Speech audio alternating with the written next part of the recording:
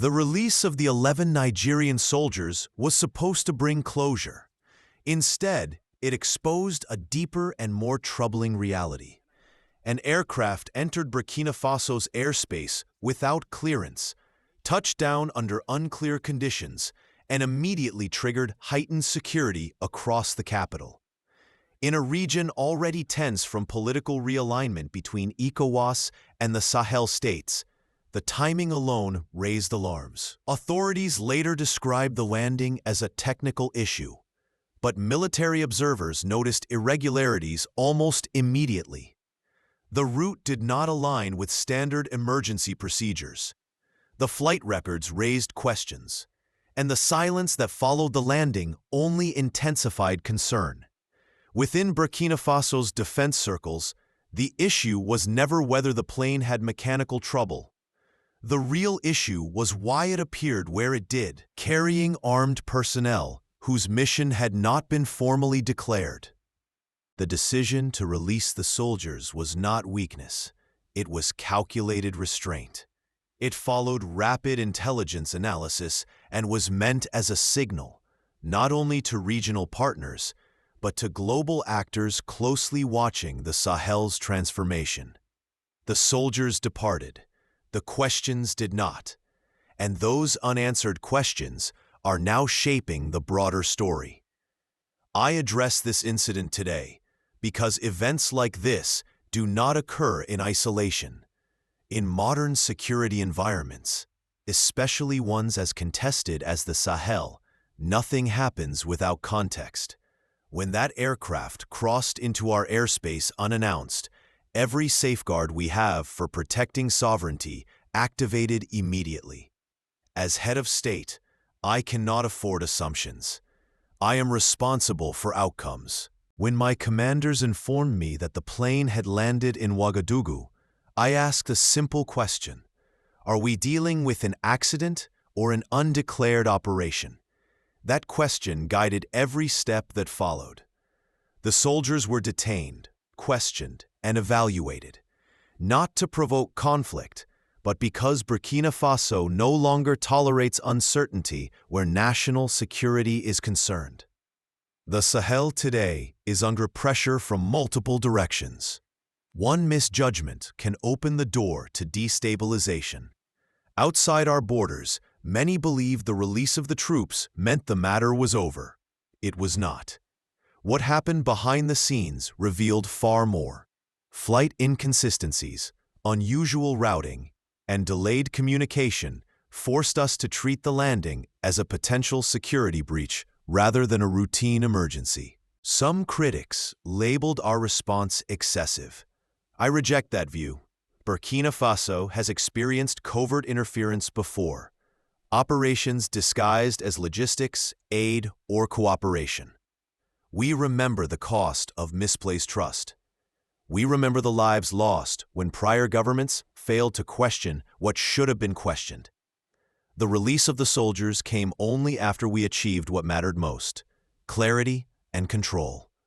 We demonstrated that our borders are not symbolic. They are enforced. At the same time, we showed that diplomacy remains possible once facts replace speculation. But let me be clear to every government and institution observing this region. Burkina Faso will challenge anything that threatens its security. We will question what others expect us to ignore, and we will respond with unity, discipline, and resolve. Because this incident was not the end of something. It was the beginning of a larger test. When the aircraft landed without authorization, the aircraft itself was not my primary concern. The silence was. In security affairs, whether in Africa, Europe, or the United States, silence after an incident is rarely accidental. It often signals confusion, hesitation, or concealment. For hours, no clear explanation came from Abuja or from ECOWAS channels. That absence spoke volumes. Inside our command center, we examined every detail. The flight path conflicted with official explanations. Communication logs showed unexplained gaps. Even the condition of the aircraft raised doubts about whether the emergency narrative fully explained the landing. I instructed our leadership to accept no explanation that did not align with verified data. Burkina Faso has endured too much manipulation to return to blind trust. During questioning, the soldiers conducted themselves professionally, but there were limits to what they appeared authorized to disclose. That alone suggested layers beyond what was publicly acknowledged. For obvious reasons, not every finding can be shared. National security requires discretion. What I can say is this: the evidence did not fully support the claim of a simple emergency landing.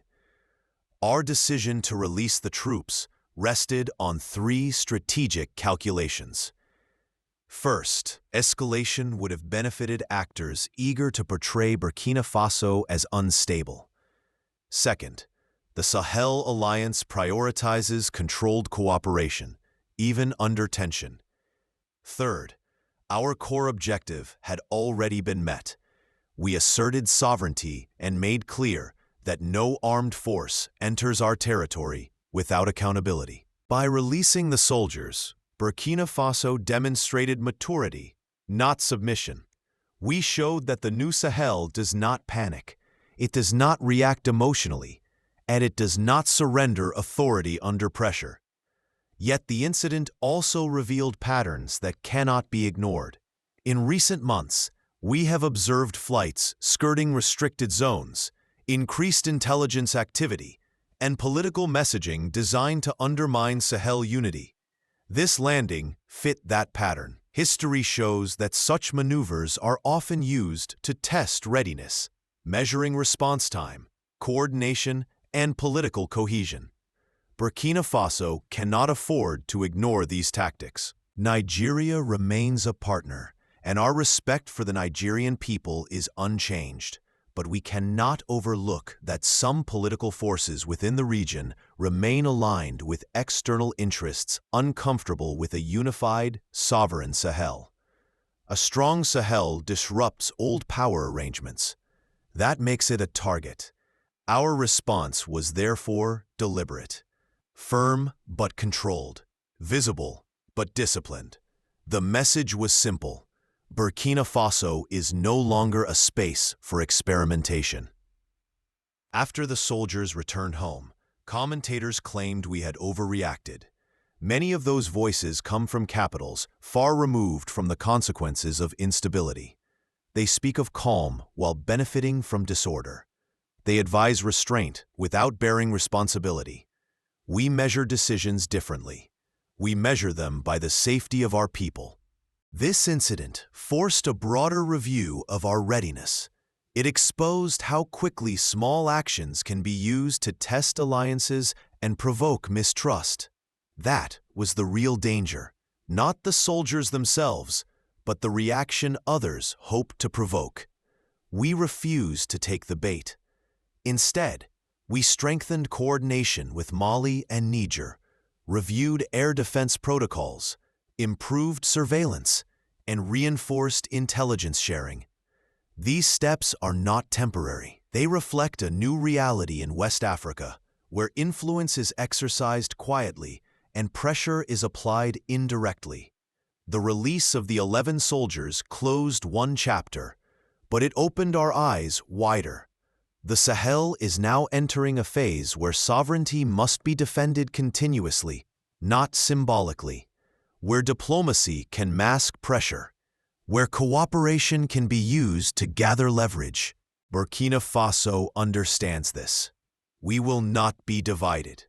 We will not be rushed. And we will not return to the habits that once made us vulnerable. The plane has departed. The soldiers have gone home. But the lesson remains. Burkina Faso stands ready, with discipline, with clarity, and with unwavering commitment to its sovereignty.